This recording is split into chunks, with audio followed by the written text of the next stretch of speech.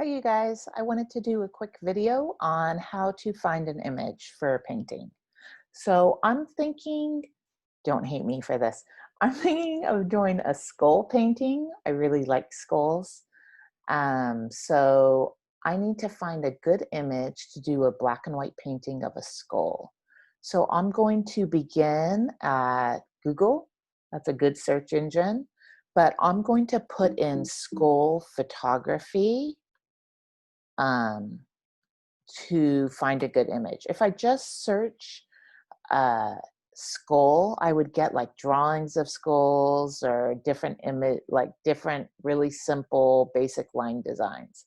I want an image that has good light and dark, so I know for almost anything I search for in Google, if I'm going to use it as a basis of a painting, I add the word photography into it, and that usually solves a lot of problems.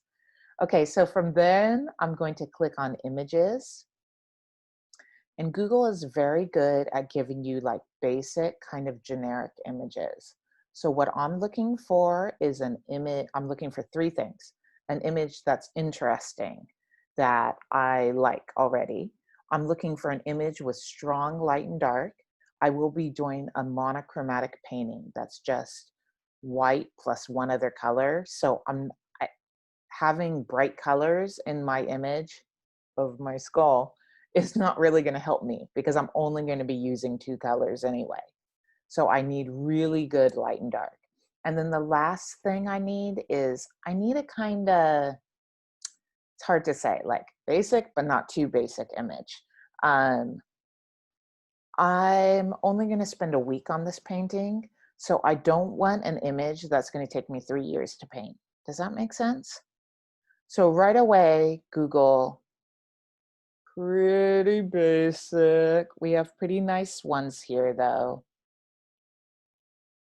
That's a beautiful image. I don't know that photographer. That's pretty nice. It's kind of blurry, like, I don't know. I like it, but I wish it had more detail. So let's keep going.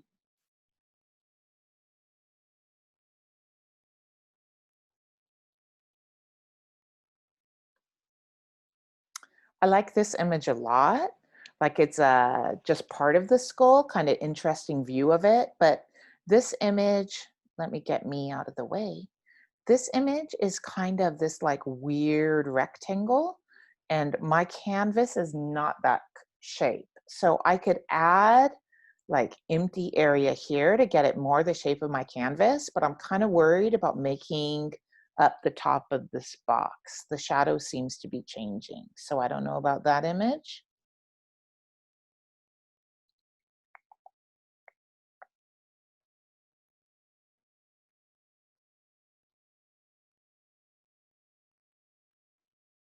This is Van Gogh's painting of his skull, by the way, from his art class. I don't know you guys. There's nothing that I'm like, I love, you know? Everything's like, oh, pretty interesting. I mean, there's this, right? Maybe that. Okay, so what I'm going to do is I'm going to search one more place, and that's Pinterest. Pinterest is a really good search engine for, you know what? I was also thinking Plague Doctor, but I thought that was too weird, so I decided not to do it. Okay, so Pinterest is a really good search engine for images for paintings. And you'll see right now, it's very similar to Google. Sorry, it's very similar to Google, but it's just like up a notch, like a little more arty in a way, or beautiful. So I look up the exact same thing, skull photography, and I'm coming already. So like we have the basic Google stuff, but also a little more interesting. Wow, really beautiful, right? See, I like skulls. I think this is beautiful. Okay, so for this, I'm going to choose this image. This image is still rectangle, but I can easily crop off that top rectangle It has really good light and shadow.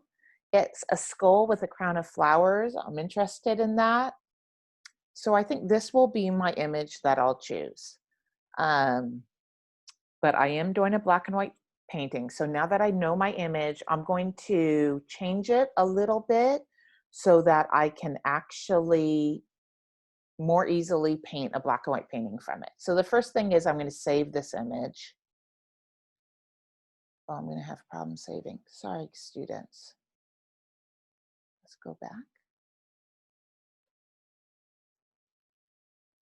Okay, click on the right thing this time. Oh, it won't let me scroll down. Okay, save image as. I'm going to save it as a skull. Replace. Because I save skulls all the time. Okay. And then I'm going to show you how I make it black and white. You probably have a much easier and better way than I do, but this is my method. Okay, so I'm going to minimize this.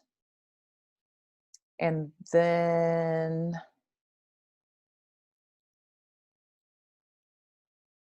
I want to show you my whole screen. So hold on a minute. I'm going to stop sharing and then I'm going to go back to sharing. So this is going to get a little crazy here.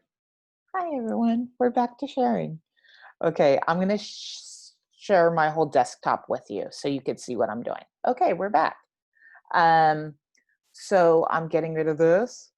This is where we were. We had saved this. I'm closing this down. And now I'm hoping the image is here. Do you see my skull? Oh, there it is. Okay, so if I was on my phone, I would just import this to Instagram and do a filter to make it black and white. But because I'm not on my phone, I'm just going to get the image and I'm going to drag it to my photo gallery.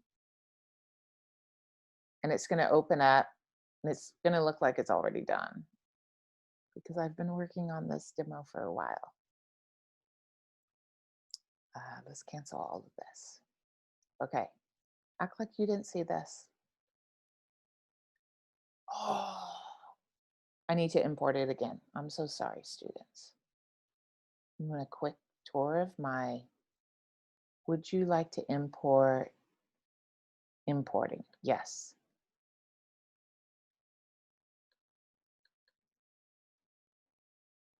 I was going to give you a quick tour. These are my past students' work.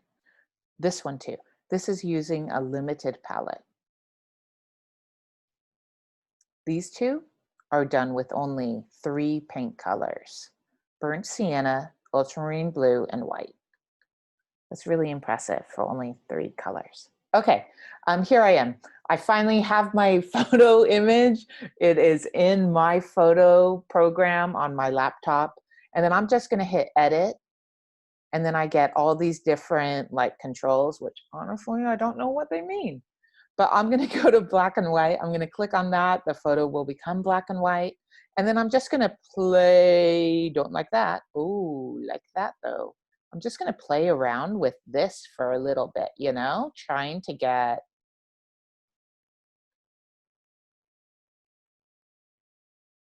what do you guys think? Yeah, that's actually pretty good. And then let's crop it. So what I'm doing is I'm still just looking at the overall image in terms of light and dark. For a good painting, I want a good contrast of light and dark. Okay, so I cropped it, looks great, done. Okay, and then that would be the photo image I would use for the basis that I will use for the basis of my painting. The last thing is that you need to be careful when you're taking images just offline, like from online to use for your artwork. Unfortunately, you don't have to be that careful. The rules of copyright are that you only have to change the original image 10%. That means it can look 90% like the original and you can still sell it, get tons of money for it, anything you want, as long as it's 10% different. In painting, we usually consider the act of going from a photograph to a painting the 10%. In this work, I also additionally made it black and white. But um, just know that legally, there's huge leeways to take other people's work and make it your own. It's good news for you right now as a student, but it will be bad news if you continue painting, because then anyone can take your work that you put online, change it 10%, and then to make tons of money. So I try to always, I didn't do it in this case, although we could get the information here. I try to always be aware of whose artwork I'm using as a basis of mine, to note it in the title or something like that. Okay, thanks you guys.